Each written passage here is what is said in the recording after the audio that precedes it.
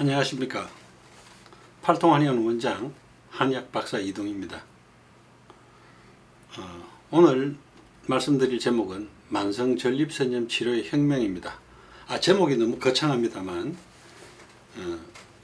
만성전립선염 치료의 어떤 혁명적인 치료법에 대해서 말씀을 드리겠습니다. 만성전립선염은 비뇨기계 최대 난제 질환의 하나라고 합니다.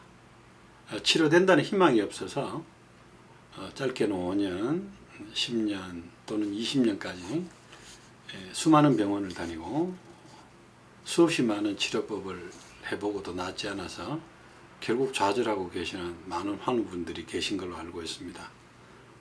이제 이런 분들에게 호전 가능한 치료법이 나왔다는 말씀을 드리고 싶어서 이 자리에 섰습니다. 좋은 치료법이란 실제 임상에서 높은 호전율을 보이는 치료법일 것입니다. 그래서 높은 호전율을 보인다면 이 치료법은 언젠가는 보편적인 치료법이 될 것입니다. 많은 논란이 있지만 만성전립선염은 근육의 문제로 접근해야 치료가 가능합니다. 만성전립선염은 전립선 주변 배뇨작용과 성기능에 관여하는 근육 조직의 위축과 경화로 오는 질환입니다. 만성전립선염의 정의는 결국 전립선 주위 배뇨작용과 성기능에 관여하는 여러 근육 조직의 위축과 경화로 일어나는 질환입니다. 많은 논란이 있지만 이 이론대로 치료해야만 치료가 됩니다. 만성전립선염이 잘 낫지 않았던 이유 중에 첫 번째는 이 근육 이론으로 치료를 안 했던 것이 첫 번째 원인이고, 두 번째는 근육 이론임을 알았다 치더라도 치료법 자체가 또 연구가 되어 있지 않았습니다. 그래서 저는 근육 위주의 치료법을 가지고 10년 이상 치료를 해본 결과 개인차는 있지만 약 80에서 90% 이상의 호전율을 가지게 되었습니다. 이제 만성전립선염은 난치 질환이라고, 잘 낫지 않는 질환이라고 부르지 않아도 될 정도가 되었습니다. 급성전립선염과 만성전립선염의 구분에 대해서 간략하게 말씀드리고 넘어가겠습니다. 급성전립선염은 세균성 질환입니다. 세균의 감염으로 오기 때문에 항생제로 치료 가능합니다. 그래서 제가 오늘 드린 말씀에서는 제외하겠습니다. 오늘 제가 말씀드릴 내용은 만성전립선염, 더 정확히 비세균성 만성전립선염입니다. 이 만성전립선염은 비세균성 질환이기 때문에 항생제로는 치료되지 않습니다. 정확히 말하면 전립선 주변 근육 조직의 위축과 경화로 발생한다고 말씀드릴 수 있습니다. 만성전립선염을 유발하는 근육들의 리스트입니다. 약 30개 정도가 되는데요. 만성전립선염의 3대 증상에 대해 말씀드리겠습니다. 첫 번째는 전립선 통증, 두 번째는 배뇨장애, 세 번째는 성기능장애입니다. 이 세 가지 증상이 한 가지만 오는 사람도 있고, 둘 다 오는 사람도 있고, 세 가지 다 오는 사람도 있긴 합니다만 그런 경우 드물긴 합니다. 전립선 통증에는 회음부 통증, 항문 통증, 고환 통증, 성기 통증 등 다양한 통증이 있고, 배뇨장애에는 급박뇨, 빈뇨, 야간뇨, 그리고 지연뇨 등등의 증상이 있습니다. 성기능장애에는 발기부전, 조루, 사정장애 등등의 증상이 있습니다. 만성전립선염을 일으키는 골반 하부근이 경화 위축돼 가는 세 가지 원인에 대해서 말씀드리겠습니다. 첫 번째는 스트레스입니다. 두 번째는 전립선의 잦은 감염, 세 번째는 자위행위 과도입니다. 차례대로 말씀드리면 첫 번째 스트레스에 대해서 말씀드리겠습니다. 우리가 스트레스를 받을 때는 큰 스트레스와 작은 스트레스로 구분해 볼 수 있습니다. 작은 스트레스는 뒷목이 뻣뻣해지는 경험을 자주 하게 되는데요. 큰 스트레스는 뒷목도 뻣뻣해지지만 골반 하부근이 긴장하는 경험을 하게 됩니다. 이걸 항문 올림근이 긴장을 하는 건데, 이를 옛날 표현으로 재밌게 똥줄이 탄다는 표현을 썼습니다. 재밌는 이야기죠. 작은 스트레스로 뒷목 근육이 긴장되고 뻣뻣할 때는 잠자거나 휴식을 취하면 이 뒷목 근육은 릴렉스 되면서 이완이 되고 풀립니다. 근데 이 아랫돌이 골반 하부근이 긴장을 하게 되면, 다른 말로 똥줄이 타게 되면 이 근육은 대단히 이완하기가 어려운 근육입니다. 잠잘 때 만일 이 근육이 이완되게 되면 소변, 대변이 흘러나오는 수가 있습니다. 그러면 안 되잖아요. 휴식 시간에도 긴장을 풀지 못해서 이완이 안 되기 때문에 긴장과 위축, 재긴장의 아주 나쁜 사이클에 들어가게 됩니다. 골반 하부근이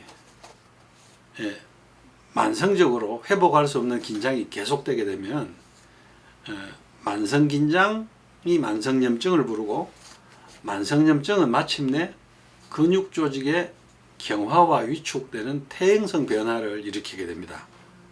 이는 마치 우리가 소고기를 썰어서 햇볕에 두면 나중에 육포가 되는 걸 볼 수 있는데요. 언뜻 상상이 안 되시면 그와 비슷하게 된다고 생각을 해 보실 수 있겠습니다. 그리고 두 번째 원인은 빈번한 감염입니다.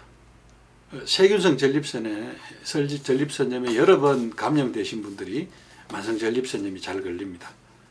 전립선의 감염은 전립선 주변 근육에 굉장히 격렬한 긴장을 일으키기 때문에 증상이 초래됩니다. 그리고 세 번째는 자의행위 과도입니다. 여기에는 많은 분들이 토를 달거나 논란을 말씀하실 수도 있을 겁니다만, 무절제한 빈번한 사정은 전립선 주위 사정에 관여하는 근육 조직에 많은 부담을 주는 것이 사실입니다.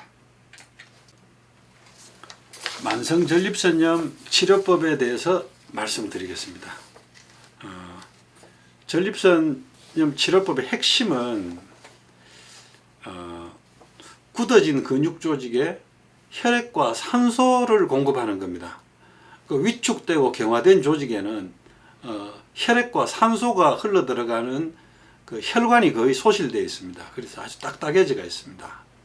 그래서 여기에 장침, 약침, 한약 처방을 이용해서 그 위축과 경화가 일어나는 근육 조직에 혈관을 재생하게 되는 치료를 하게 되고, 그래서 혈액과 산소를 공급하는 치료를 하게 됩니다. 여기에는 오랜 시간의 연구와 노하우가 있었다는 말씀을 드리겠습니다. 대체적인 치료 경과에 대해 말씀드리겠습니다. 치료는 주 2회 기본 치료하게 되면서 호전이 되면은 인터벌을 늘려가게 됩니다. 개인차는 있으나 대략 1개월에서 2개월 치료 시 통증의 약 20에서 40%가 호전되는 걸 경험할 수 있었고, 대략 2개월에서 4개월 치료 시 통증의 약 60에서 80% 가까이가 호전되는 걸 경험할 수 있었습니다. 물론 10년 이상 오래 이 질환을 알아오신 분들은 시간이 좀 더 걸립니다. 통증과 배뇨장애, 성기능장애에 관해서 치료 순서를 보면은 통증 치료가 가장 효과가 빠르고, 배뇨장애가 조금 더딘 편이고, 성기능장애는 조금 더 더딘 편이라고 아시면 되겠습니다. 만성전립선염의 유익한 요법과 해로운 요법에 대해 말씀드리겠습니다. 유익한 요법의 첫 번째는 다들 알고 계시는 좌욕입니다.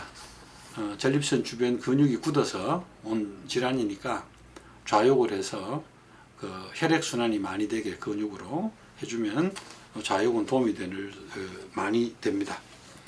다음 배뇨근 위안법입니다. 처음 들어보시는 이야기일 텐데요.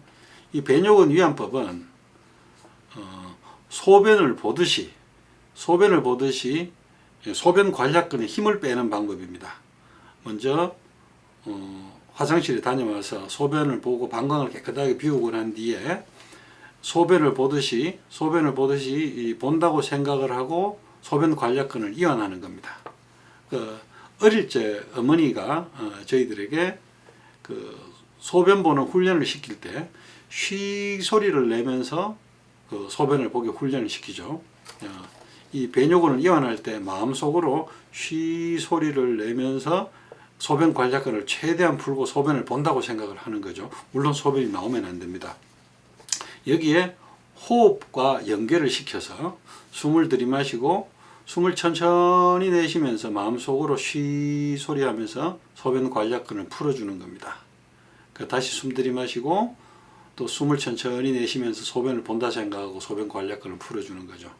너무 쪼여있던 전립선 주변 근육을 풀어주는 방법이니까 틈 나시는 대로 3분에서 5분씩 하루에 수회 나누어서 해주시면 됩니다. 다음 스트레칭입니다. 스트레칭은 모든 스트레칭이 다 좋은데 특히 하지부, 골반부, 하복부에 관한 스트레칭은 어떤 특정한 스트레칭 필요 없이 다 좋습니다. 하나 문제가 어떤 스트레칭을 하더라도 골반 뼈 내부 속에 들어있는 근육은 이완이 안 된다는 것에 요점이 한계입니다. 근데 하지만 외부 근육을 풀어줌으로써 내부 근육에도 좋은 영향을 줄 수 있으니까 스트레칭 많이 하시면 좋습니다. 그리고 운동요법인데요. 특정한 운동을 떠나서 모든 운동은 다 좋습니다. 어떤 분들은 자전거는 해롭지 않습니까? 라고 말씀하시는데 급성전립선염의 케이스가 아니라 만성전립선염의 경우는 자전거도 해롭지 않습니다. 원칙은 이렇습니다. 해서 불편하면 안 하면 되고 해서 좋으면 계속 하셔도 됩니다. 만성전립선염의 해로운 요법에 대해 말씀드립니다. 이 해로운 요법의 첫 번째가 캑헬 운동이고 두 번째가 항문 조익입니다. 이 방법은 좋은 방법이 아닌가요? 라고 물으시는 분들이 많은데요. 캑헬 운동과 항문 조이기는 전립선 주위에 너무 쪼여진 근육을 다시 조우는 운동이기 때문에 다시 근육을 조여주면 훨씬 나쁜 결과를 초래합니다. 그리고 음주, 술은 모든 전립선 질환에 나쁩니다. 그리고 과도한 자유행위 역시 사정에 관여하는 근육에 많은 부담을 주기 때문에 좋지 않다고 봅니다. 그리고 비타민제, 아연제, 전립선 영양제, 근육이완제에 대해서 말씀드리겠습니다.